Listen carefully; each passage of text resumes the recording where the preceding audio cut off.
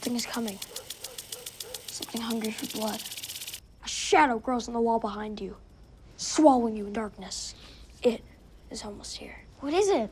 Come on, Will. It wouldn't be that fun if we knew, now would it? Oh, Jesus, we're so screwed if it's the Demogorgon. It's not the Demogorgon. What the hell is a Demogorgon? I thought we were playing apples to apples. Army of troglodytes charge into the chamber. Troglodytes. Told ya. Yeah, troglodytes, for sure. I should have hung out with Steve. Don't be a pussy. Fireball him. Wait, fireballs? What the hell's going on? Alright, we just got to see in the new Dungeons and Dragons movie, and you always think... Hold on, what was I going to say at the beginning? I'm trying to remember. I told you, didn't I? No, well, it was about... Oh, Chris Pine. Yes. Okay. Alright, we just got to see in Dungeons and Dragons, and you know what?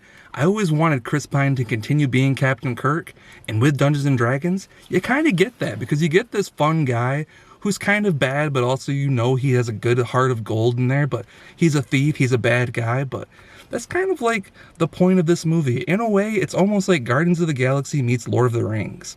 You get these cavalcade, this little team up of kind of bad people, but you also have that they're all trying to do good things and stuff like that, and you kind of get that fellowship vibe at the same time. And of course the Lord of the Rings vibes from all the fantasy stuff in here. But what are your thoughts on this new Dungeons and Dragons movie that we haven't ever seen before?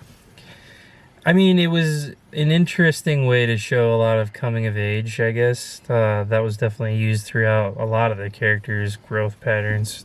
Definitely a very fun transition to watch.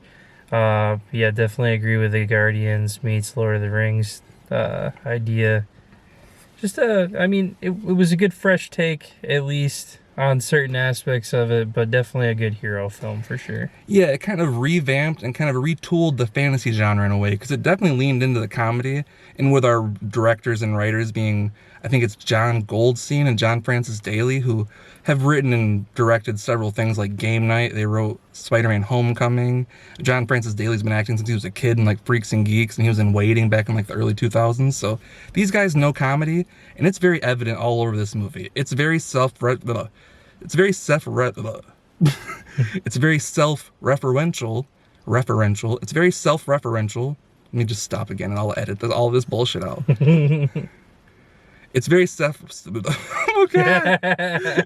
very self-referential. I'm leaving that part in. But it's a very fun movie, but at the same time, the action in here, I think is very well shot, and all the different visual effects in here are very nice. They mixed in some practical effects too with the different creatures and stuff, and I thought all of it looked very, very good. That I didn't expect it, especially from a movie that's more comedy than it is kind of fantasy at times, but they definitely leaned into the fantasy stuff and had a lot of the staples, like there's a huge dragon in there, emphasis on the huge, you'll know when you see it, but there's just so much humor in here, as well as all the action stuff, that if you're going out to see a big action movie on the big screen, John Wick might still be that thing. But if you want to go out, I will say that kids might enjoy this, but there are some frightening moments, I will say, that are literal jump scares, but I don't think they're that terrifying. If they were like above 10 years old, take them to go see this. I think they're gonna have a great time. But on my well, actually, I want to speak about the cast real quick too, because the characters in here are really what sells it. You have Chris Pine, you have Michelle Rodriguez being like his muscle, that's really like kind of like a Drax type of character in a way.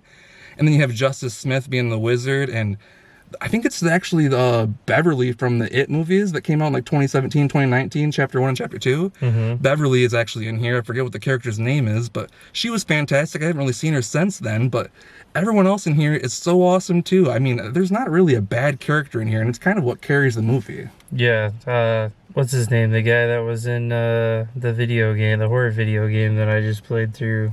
Oh, I know what you're talking about. I cannot remember the guy's name though. The wizard in the film. Oh, that's Justice Smith. Yeah. Yeah, Justice Smith. He was definitely in one of the video games I played recently. I love that guy so much, just because he does a great job of playing that, I don't know, geeky Boy Scout kind of character. Yeah, always by the book, everything he wants to do. He was in Jurassic World Fallen Kingdom, kind of playing a similar character, as well as he was in Detective Pikachu with Ryan Reynolds. Yep, playing that same style of character. You know, wants to play everything by the book, but eventually comes around to breaking those rules. Yeah, he's nailed that archetype for sure. Yeah. Yeah, overall, I think I'm going to rate it right now on a 4 out of 5 stars. And honestly, it could go up to a 5, because I don't really see anything wrong with it. it's a bit long, but at the same time, the pacing in here really doesn't make it feel that long. It doesn't stay too long on any one situation. And like, you think that even with these fantasy movies, like Lord of the Rings kind of takes its time getting to certain places. This one, it kept going, and it doesn't really waste too much time. That's kind of what I really loved about it too. So yeah, they definitely did a good job of keeping your attention. Exactly, yeah. 4 out of 5 for me. What's your ranking? What are you thinking? I'd say 4 out of 5 is very fair. You know, it's a good film. Don't get me wrong, I'd love to give it a 5. I had a lot of fun with this film for sure. I'd watch it again several times. But the only reason I'd bring it back down to a 4 is just due to the fact that, you know, it's not necessarily a brand new film. It wasn't like one of those like crazy new It wasn't anything we like haven't really seen before, but it's what I said. It's the characters that really sell you on this more than it is the different things, because yeah, there are some really cool practical effects and everything, but it's still very much a fantasy comedy that you've seen a few times, but I think this one is kind of a bit better than some of the others. It has some misses in some of the humor that you could tell it kind of fell silent in the theater when it was making a joke, but overall, there was the guy next to me that wouldn't stop cackling. He really loved this movie. Yeah, he was leaning into it. Yeah. And I love when people can enjoy films like that. Like, it honestly just, it makes it feel more real to me. I don't know, like, knowing that feeling of absolute joy coming out from seeing a film like that I've related to in other films I've seen, that's just like the best feeling in the world. Yeah, the community aspect of a movie theater and being able to experience that emotion with everyone else, that is the main component of a theater that makes the experience just so great and very memorable for certain movies especially. And I know that guy is definitely going to remember his time, because I don't even know if he was there with another person. I'm not sure if he was with the person next to him, if he was just there enjoying it all by himself. But either way, I'm glad that he loved it so much, and let me know if you loved it just as much as that guy, because that's all we have for you today. Please like the video, comment your thoughts. What are you thinking about Dungeons & Dragons? Have you seen it? Let me know in the comments down there. Any movie you want me to review, I'm kind of making a list right now, and I'm checking it twice, so keep an eye out for any new videos. Keep an eye out for the Adam and Steve show. We actually talked a little bit about Dungeons & Dragons on there, so new episode out very soon. And you want anything you want to plug or just talk about for a minute? I mean, I was pretty thrilled that we got these cool, oh yeah, show the poster gifts. too.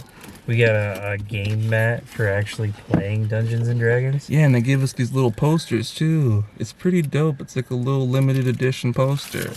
I love going to premiere nights and getting little stuff like this. I mean, it might not always be like the coolest, you know, type of gear, but it's fun little memorabilia. Yep, stuff we'll always get to look at and remember our fun time at the theater. So go check it out yourself. Maybe you'll get some cool shit too.